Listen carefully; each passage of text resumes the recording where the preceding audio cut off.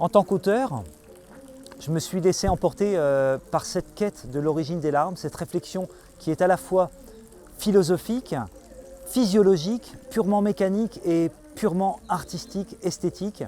Dans les textes, j'utilise beaucoup de vocabulaire autour de l'ocre, autour de gratter, et puis des termes un peu de plomberie pour réfléchir sur cette connexion qui s'est faite quelque part au moment dans l'évolution de l'humanité entre le système limbique et les glandes lacrymales qui nous permet d'être, nous, en tant qu'espèce, en tant qu'humains, en capacité d'extraire de notre corps nos émotions qui s'expriment parfois quand les chocs sont trop forts, que ce soit dans la joie ou dans la peine, ont besoin de sortir et sortent par des sécrétions lacrymales. Et on arrête de réfléchir. Il faut oublier de penser quand on plonge dans le regard vertigineux d'un chagrin et accepter de se laisser emporter par les rivières lacrymales. À la fin du texte, tu regardes le public, parce que nous, on ne sait pas quand la musique va démarrer.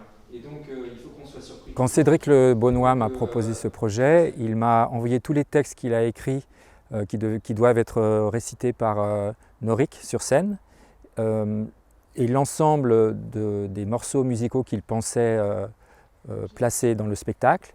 Et mon rôle en fait sur la production a été de l'aider à accoucher, si on peut dire, de son projet, c'est-à-dire de l'aider à incarner sur le plateau ce qu'il avait dans la tête.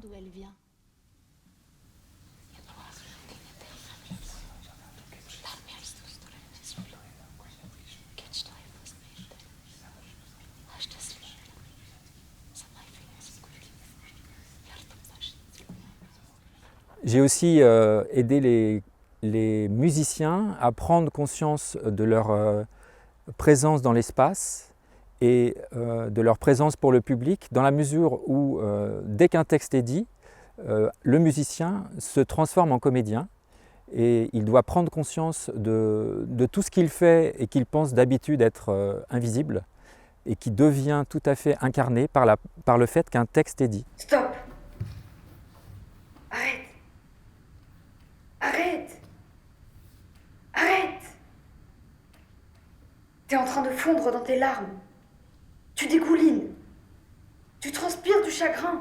Donc mon rôle a été dans ce projet Lacrimae, non seulement celui de bâtisseur, c'est-à-dire de créateur, de compositeur, mais aussi de passeur entre deux mondes. Celui du monde baroque, avec John Dowland, Marin Marais par exemple, et puis un autre monde, des siècles après, celui de Benjamin Britten, et notamment avec la sonate pour alto et piano, composée en 1950.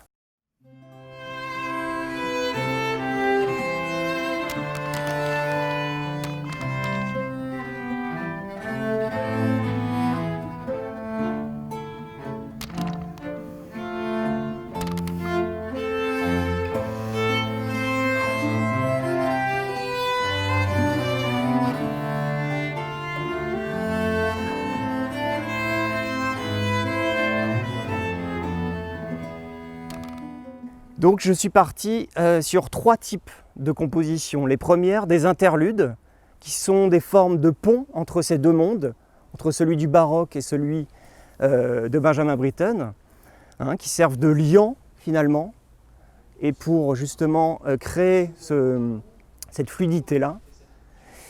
Deuxième matériau sonore, les références justement aux compositeurs baroques.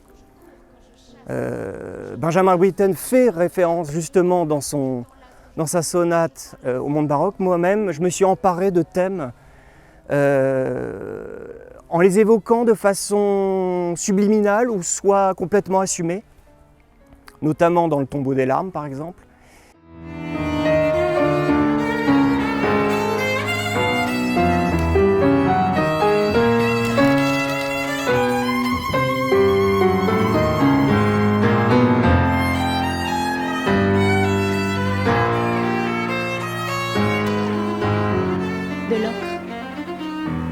De l'ocre rouge. De l'ocre rouge répandue. De l'ocre rouge répandue sur ton corps. de l'ocre rouge répandu sur ton corps enseveli,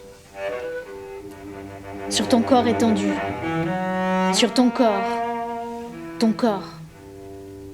Et le troisième matériau a généré 2 compositions qui ont été inspirées à partir de chants traditionnels bushmen, des chants san du Kalahari. Et ça a généré donc 2 compositions, Gut Pluriarch et Gut Hunting Bow.